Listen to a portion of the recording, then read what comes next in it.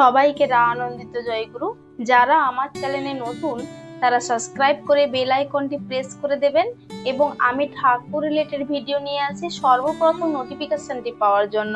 এবং কে কোথা থেকে আমার এই ভিডিওটি দেখছেন কমেন্ট বক্সে অবশ্যই জানাবেন, এতে আমি একটু উদ্বুদ্ধ হই, কেননা আমি জানতে পারি যে আমার এই ভিডিওটি কত দূর দূরান্তের মানুষের কাছ পর্যন্ত চলে যাচ্ছে। আচ্ছা, আপনারাই বলুন তো, আমরা যদি সারা জীবন এই মান যশ অর্থের পেছনে যদি ছুটি, তাহলে কি এগুলোই পাওয়া মানেই কি আমার জীবনের সব পাওয়া হয়ে গেল? বা আমাকে যদি কেউ অঢেল টাকা পয়সা বাড়ি ঘর পরিমাণে ঐশ্বর্যের অধিকারী করে দিল, তাহলে কি আমি সেখানে আনন্দ খুঁজে পাবো? আমি কি সেখানে শান্তি খুঁজে পাবো? বা আমার পরিবার পরিজনকে কি আমি সুরক্ষিত রাখতে পারবো এই অর্থ দিয়ে? পরিবার পরিজনের মধ্যে যদি শ্রদ্ধা ভক্তি ভালোবাসা যদি না থাকে, কিন্তু এই অর্থের জন্যই কিন্তু আপনাকে ভালোবেসে যাবে, কিন্তু অর্থের জন্য নয়। একটা মানুষের প্রতি মানুষের যে ভালোবাসা, সেই টানটা, সেই ঐক্যবোধটা আমাদের তৈরি করতে হবে আমাদের পরিবারের মধ্যে। এবং সেটি একমাত্র সম্ভব হচ্ছে কোনো কিছু শরণাপন্ন হওয়া, কোনো সৎ জিনিস বা কোনো সৎ ব্যক্তি, সৎ গুরু বা কোনো একটা আদর্শের সংস্পর্শে এসে আমরা তার চরণে যখন নিবেদন করব, নিজেদেরকে সমর্পণ করব, তবেই আমাদের সমাজের বুকে এমন একজন ব্যক্তি তৈরি হবে যে অর্থের প্রাচুর্য তার থাকবে, কিন্তু তার মনুষ্যত্ব বোধ, তার বিবেক বোধ, তার শ্রদ্ধা ভক্তি, তার ভালোবাসা, এগুলি কিছুই থাকবে না। এবং একটা মানুষের মধ্যে যদি এই সব অভাব থাকে, সে কোনোদিন সে আনন্দ খুঁজে পাবে না, আনন্দে থাকতে পারবে না। অনেক ফ্যামিলি এমন আছে, দিন দরিদ্র পরিবার, কিন্তু সবাই মিলে এত আনন্দে আছে যে তারা যে গরিব তাদের মনেই হয় না। আমাদের মধ্যে যদি আনন্দ না থাকে, শান্তি না থাকে, তাহলে আমাদের অঢেল ঐশ্বর্য দিয়ে দিলেও আমরা কোনোদিন শান্তিতে থাকতে পারবো না। এবং এমন পরিবারে রয়েছে অঢেল প্রাচুর্য থাকা সত্ত্বেও তারা শান্তি খুঁজে পান না, তারা আনন্দে থাকতে পারেন না। তাই মেন জিনিস হচ্ছে আনন্দ, মেন জিনিস হচ্ছে শান্তি। সেটা অর্থ মানের পেছনে না ছুটে আমরা যদি আমাদের পরিবারকে বা আমরা বাস্তব জীবনে চলতে গেলে একজন গুরুর প্রয়োজন। সৎ সঙ্গে বাস করা, সৎ মানুষের সঙ্গে মেশা, সৎ নাম মনন করা, সৎ গুরুর দীক্ষা নেওয়া। ঠাকুর বলেছে উন্নতির পথের জন্য আর ভাবতে হবে না।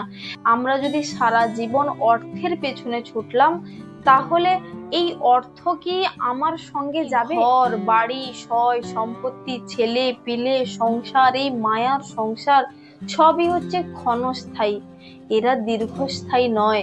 এই অর্থ সৌন্দর্য, এই অহংকার, এগুলি হচ্ছে ক্ষণস্থায়ী, এগুলি দীর্ঘস্থায়ী নয়।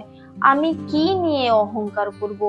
অনেকেই আছেন, কারো রূপের অহংকার, কারো শিক্ষার অহংকার, কারোর অর্থের অহংকার। আমি যদি সৌন্দর্য নিয়ে অহংকার করি, যদি পক্স হয়ে যায়, তাহলে আমার গোটা শরীরে গোটা কালো কালো ছাপ ছাপ হয়ে যাবে, তাহলে আমি বিশ্রী দেখতে হয়ে যাব। তাহলে আমি সেই সৌন্দর্যকে নিয়ে কিভাবে অহংকার করব? যদি আমার এই শরীর নিয়ে অহংকার করি, তাহলে কোনো কিছু অ্যাক্সিডেন্টে বা রোগগ্রস্ত হয়ে যদি আমার এক হাত পড়ে যায় বা পা পড়ে যায়, তখন আমি কি নিয়ে অহংকার করব? আমি যদি অর্থের অহংকার করি, আমার বাড়িতে যদি একটা রোগ শোক প্রবেশ করে, সেই রোগ শোকের পেছনে পেছনে আমার হাজার হাজার টাকা, লাখ লাখ টাকা বেরিয়ে গেল, আমার পুরো এক নিমিষের মধ্যে সব ধূলিসাৎ হয়ে যাবে। তাহলে আমি কি নিয়ে অহংকার করব? যেটা নিয়ে অহংকার করলে আমার থাকবে দীর্ঘস্থায়ী, আমি সেইটা নিয়ে অহংকার করব। আমি অহংকার করব, কিন্তু সেটা অর্থ নিয়ে নয়, আমার সৌন্দর্য নিয়ে নয়, শিক্ষা নিয়ে নয়। আমি অহংকার করব আমি আমার পরম পিতাকে নিয়ে, আমি আমার ইষ্টকে নিয়ে অহংকার করব, যে আমি পরম পিতার সন্তান। এটা আমার গর্বের বিষয়, আমার অহংকারের বিষয়, যে আমি তার চরণে আমি নিজেকে সমর্পিত করতে পেরে আমি নিজে ধন্য হয়েছি। পরম পিতা আমার জন্মের সময় থেকে আমার মৃত্যু পর্যন্তই হচ্ছে আমাদের সঙ্গে ভগবান থাকেন। আমার শুরুতেই আমার মা বাবা থাকলো, কিন্তু মিডল সময় আমার স্বামী এলো, পরে বয়স্ককালে আমার ছেলে পেলে থাকলো, তাহলে আমার মা বাবাও দীর্ঘস্থায়ী থাকলো না আমার সঙ্গে, আমার স্বামীও দীর্ঘস্থায়ী থাকলো না আমার সঙ্গে, ছেলে পিলেও আমার দীর্ঘস্থায়ী থাকলো না। দীর্ঘস্থায়ী থাকলো একমাত্র ভগবান, এবং মৃত্যুর পরে যে সেই ভগবানের সঙ্গেই কিন্তু আমাকে যেতে হবে। কর্ম করব না তো কার কর্ম করব? এই মায়ার সংসারে থেকেও এক হাত, সারদা মা বলছেন, হাত সংসারের দিকে রেখে আর এক হাত ঠাকুরের পাদপদ্মে রাখো, ঠাকুরের কর্ম করো, ঠাকুরের সেবা করো, তবেই তো সাংসারিক জীবনে আনন্দ, তবেই তো সাংসারিক জীবনে থেকেও যদি ঠাকুরের সেবা করতে পারি তবেই হচ্ছে আমার মানব জীবন সার্থক। এরপরে আবার সুযোগ হবে নাকি জানি না, আবার মানব জীবন ধারণ করব নাকি জানি না, ঠাকুর দয়া করে আমাকে পাঠাবেন নাকি জানি না, কিন্তু এই যে সুযোগটা পেয়েছি এটা তো হাতছাড়া করব না। ঠাকুরের সেবা করা এ পরম সৌভাগ্যের, সবাই পারে না, সবার সৌভাগ্য হয় না। তাই হয়েছে যখন ঠাকুরের দর্শন পেয়েছি, যখন পুরুষোত্তমের দর্শন পেয়েছি যখন, তাহলে আমরাও কেন পিছিয়ে? সবাই সবাই সবাই ঠাকুরের সেবা করুন, একটু ঠাকুরের দয়ার অধিকারী হয়ে উঠুন। এবং অনেকেই বলেন আমার বয়স তো কমই, এবং একটু বয়স্ক হোক তারপরেই কিন্তু আমি ঠাকুরের সেবা করব। কিন্তু ফুল বাসি হয়ে গেলে যেমন পুজোয় লাগে না, তেমন বয়স্ক কালেও ঠাকুরের পূজায় কিন্তু লাগে না। খারাপ মাইন্ডেড নেবেন না কেউ, কিন্তু এটাই ঠিক, আমার যখন বয়স থাকলো, আমি যখন ঠাকুরের সেবা করতে পারবো, ঠাকুরের জন্য ছুটতে পারবো, এদিক ওদিক যেতে পারবো, দুটো মানুষকে ঠাকুরের কথা শোনাতে পারবো, যাজন করতে পারবো, নিয়ে এসে ঠাকুরের নাম দেয়াতে পারবো, পুণ্যত্বের অধিকারী হতে পারবো, তখন যদি আমি আমার নিজের মতে চললাম, আমার যা খুশি তাই করলাম, আমি ঠাকুরের সংস্পর্শে গেলাম না। কিন্তু যখন বৃদ্ধ অবস্থায় পরিবার পরিজন কেউই যখন আমাকে গ্রহণ করবে না, তখন আমি ভগবানের চরণে যাব, ভগবান কি করে গ্রহণ করবেন?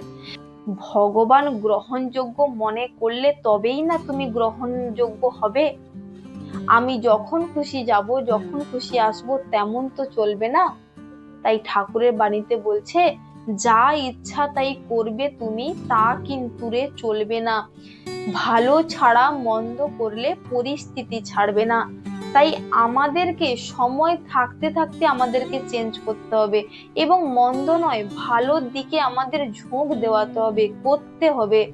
এবং আমরা যদি তা না করি, পরবর্তীকালে এই প্রকৃতি, এই সমাজ, এই ভাগ্যের চাকা, এই যে সবাই বলে ভাগ্যের চাকা, এই কর্মফল ঘুরিয়ে ঘুরিয়ে আমার উপরে পড়বে। তখন ভগবান কেন, ভগবান এসেও আমাকে রক্ষা করতে পারবে না, কেননা আমার কর্ম যেমন, আমার ফল তো আমাকে ভোগ করতেই হবে। তাই আমাদের কর্মটাই ঠিক করার জন্যই হচ্ছে এই পুরুষোত্তম এসছেন, পরম পিতা এসছেন, আমাদেরকে চালনা করছেন কোন চলনায় চলবো আমরা।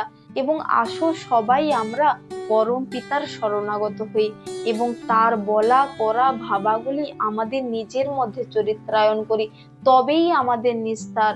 অনেক বহুদিন আগে থেকে শুনছি কলিযুগ ধ্বংস হতে চলেছে, কলিযুগ ধ্বংস হতে চলেছে। কলিযুগে মানুষ মানুষের শত্রু।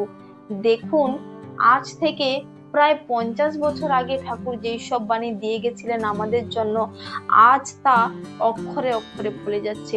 মানুষ মানুষের শত্রু হয়ে দাঁড়িয়েছে, মানুষ মানুষকে ভালোবাসছে না, মানুষ মানুষকে দেখে ঈর্ষা বোধ হচ্ছে, এই হিংসাত্ম বোধ।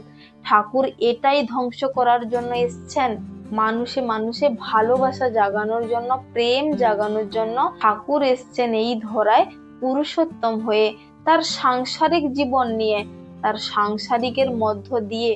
আমরা ঠাকুরের কাছে অনেকেই আবেদন রাখি যে ঠাকুরের সেবা করা যায় না, সাংসারিকের মধ্যে থেকে ঠাকুরের সেবা করা যায় না। ঠাকুর তার লীলা সঙ্গিনীকে নিয়ে এই যুগে জীবনের মধ্য থেকেও আমাদের দেখিয়ে দিয়ে গেলেন, সাংসারিকের মধ্যে থেকেও করা যায় যদি নিজে তাতে সমর্পিত হই। মিছামিছি আমরা তো খেলা করার জন্য এসেছি এই সংসারে, ধরাই ঠাকুর পাঠিয়েছেন যে তোমরা যাও, এ সবই ঠাকুরের ঐশ্বর্য, এইখানে আমরা নাড়াচাড়া করব, এইখানেই ফেলে দিয়ে আমাদের যেতে হবে। তাই আমাদের কেউই আমাদের দীর্ঘস্থায়ী নয়, সবই ক্ষণস্থায়ী একমাত্র ভগবান ছাড়া।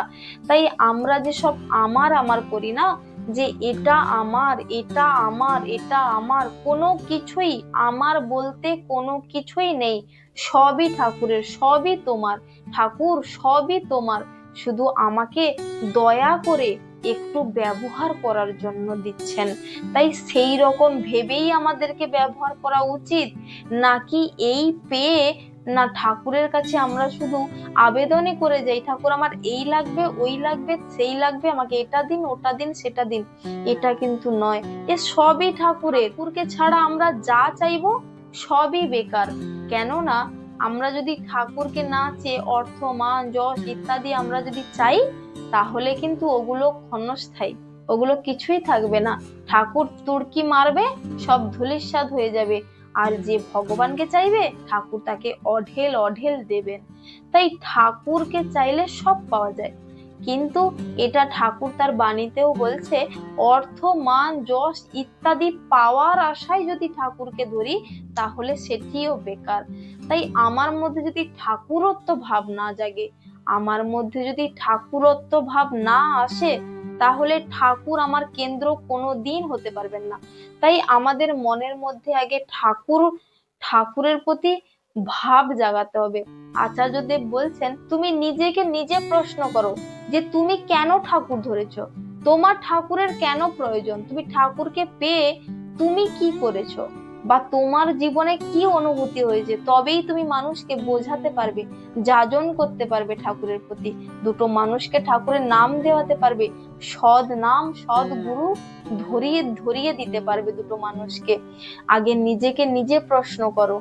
তাই সত্যিই কি আমরা জানি আমরা ঠাকুর কেন ধরেছি? প্রত্যেকে যারাই ঠাকুর ধরেছে, তারাই ঠাকুরের অবদান অল্প হলেও সবাই পেয়েছে। ঠাকুরের কর্ম করছি কতটুকু যে আমরা পাওয়ার আশা রাখবো? ঠাকুর বলছে তো কর্ম করো, পাওয়ার আশা করো না। আমরা শুধু খালি লালসার চোখ, আমাদের লালসার চোখ, শুধু খালি নেব, দাও আমাকে, দাও দাও, কিন্তু দিতে তো শিখিনি, আমরা শুধু নিতে শিখেছি। কিন্তু ঠাকুর সবাইকে দেন, তিনি কি আমাদের কাছ থেকে কিছু নেন? কিছু নেন না। আমরা তাকে যে সেবা দিই, তিনি কি গ্রহণ করেন? এটা কি কোনোদিন আমরা জানি যে আমরা ঠাকুরের সেবা তো করেই যাচ্ছি, কিন্তু তিনি কি গ্রহণ করছেন? আমরা কিন্তু তা জানি না। তাই প্রাণপণে শ্রদ্ধা ভক্তি নিষ্ঠার সঙ্গে ঠাকুরকে যদি আমরা সেবা করে থাকি, বা ঠাকুরের বলা করাগুলি আমরা করি, আমাদের পাওয়াগুলি কোন পাশ দিয়ে ঠাকুর পূরণ করে দিবেন সেটা কিন্তু আমরা জানি না। তাই সব পাওয়ার মধ্যেই ঠাকুরকে পাওয়া লাগে। ঠাকুর বলছে 10টা চেও না, একটা চাও, একেরই ভেতর দিয়ে যাতে 10টা হয়। তাই আমাদেরকে চাইতে হবে ঠাকুর, আর কিচ্ছু না, এগুলা কিছুই দরকার নেই। এক মা ঠাকুরকে বলছেন, ঠাকুর কিছু চাই না, আমার শুধু তোমাকে চাই। তখন ঠাকুর বলছেন, তুই এ কি চাইলি? তুই আমাকে চাইলি? এ সব অর্থ, মান, এত কিছু সব ছেড়ে দিয়ে? তুই যে খাওয়ার পিপাসার সময় জল পাবি না, খিদার সময় খাবার পাবি না, ঘুমানোর জায়গা পাবি না। তখন বলছে ঠাকুর, এসব তো আমার ছিল, কিন্তু যবে থেকেই আপনি আমার মূর্ত হয়ে উঠেছেন, আমার কেন্দ্র হয়ে উঠেছেন, তবে থেকেই আমি বুঝেছি যে এসব আমার কিছুই লাগবে না, এসব সব মিছে মায়া, এসব ক্ষণিকের জন্য, এসব কিছু থাকে না। আমি ঠাকুরকে নিয়ে যদি থাকতে পারি, আমি আনন্দে থাকবো, শান্তিতে থাকবো। আর আনন্দ আর শান্তি যেখানে থাকবে, সেখানে অর্থ আপনা আপনিই চলে আসবে। কেননা কারণ আনন্দ, শান্তি, ভালোবাসা, প্রেম, শ্রদ্ধা, ভক্তি এসবের কাছে সবাই হার মানে। তাই সব পাওয়াই পাওয়া হয় যদি আমি ঠাকুরকে ভালোবাসি। ঠাকুরকে যদি পেয়ে যাই, তাহলে সব পাওয়াই পাওয়া হয়ে যাবে। তাই সবাই আমরা ঠাকুরের কাছে এই প্রার্থনাই করি, ঠাকুর দয়া করে আমার উপর কৃপা রেখো, যাতে আমি আমার মনটিকে সর্বদাই তোমার দিকে ন্যস্ত করতে পারি।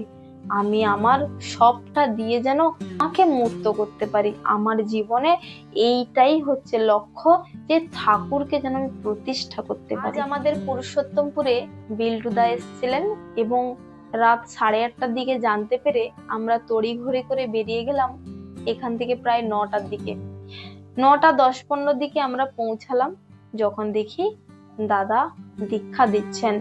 83 জনকে দীক্ষা দিয়েছেন। পরে তিনি তার দর্শন প্রণামে বসলেন। আমরা দর্শন প্রণাম করলাম, মন প্রাণ জুড়িয়ে গেল। এখন মনে মনে কল্পনা করে নি যে ঠাকুর আমাদের কেমন ছিলেন, ঠাকুরের চাল চলন কেমন ছিলেন। পুরো অবিকলেই ঠাকুরের মতন হাঁটা চলা, ঠাকুরের যেমন একটা দণ্ড থাকতো তেমন সবারই একটা একটা করে দণ্ড আছে, এবং নিয়ে যখন হাঁটেন তখন দেখে মনে হয় যেন ঠাকুর যাচ্ছেন। কি এদের মধ্য দিয়েই যে ঠাকুর প্রস্ফুটিত হয় তা আমরা অনুভব করতে পারছি। প্রসাদ গ্রহণ করে বসছি, এক মা বসছেন, দর্শন করতে এসছেন, অনেক দূর থেকেই এসছেন। তাকে কথায় কথায় জিজ্ঞাসা করলাম যে মা আপনি কোথা থেকে এসছেন। তিনি তার ডিটেলস বললেন, দিয়ে বললাম যে পরিবারে আপনার কয়জন আছে। তখন বললেন যে আমার একটা ছেলে, সে একটু নার্ভের সমস্যা হয়েছিল এবং পরে পরে একটু অসুস্থ হয়ে যাওয়ায় এবং সে মারা যায়। আমি শুনে খুবই কষ্ট পেলাম। আমি তখন হতভম্ব হয়ে ভাবছি যে সে ছেলেটির বয়স কত। বলছে 18 বছর। বলছি এত কম বয়স, বিয়ে? না, বিয়ে করেনি। আমি শুনে খুবই কষ্ট পেলাম। তারপরে কথাটা শুনে আরো কষ্ট পেলাম যে সে মার আর কোনো সন্তান ছিল না, একটি মাত্র ছেলে ছিল। এবং আমি তখন ভাবছি যে আমাদের পরিবারের কোনো একজন মানুষ অসুস্থ হয়ে পড়লে আমাদের যে কষ্ট, যে বেদনা, তাহলে সেই মায়ের তো আর কোনো সন্তান নেই, তাহলে তার পরিবারে সেই মায়ের ওপরে ঝড় গেছে তার সেই দিনটাকে যখন অতিক্রম করেছিল। এবং সেই মায়ের স্বামী রয়েছেন, তিনিও দীক্ষিত নন, তিনি দীক্ষা নেননি, ওই মাটি একাই দীক্ষা নিয়েছেন। তাই ঠাকুরের দিকে সবাইকে এগিয়ে দেওয়া লাগে। কোনো একটা পরিবারে যদি একজনও দীক্ষা নিয়ে থাকেন, সে চেষ্টা করবেন যে আপনার পারিবারিকের সবার মধ্যে ঠাকুর ধরিয়ে দেওয়ার।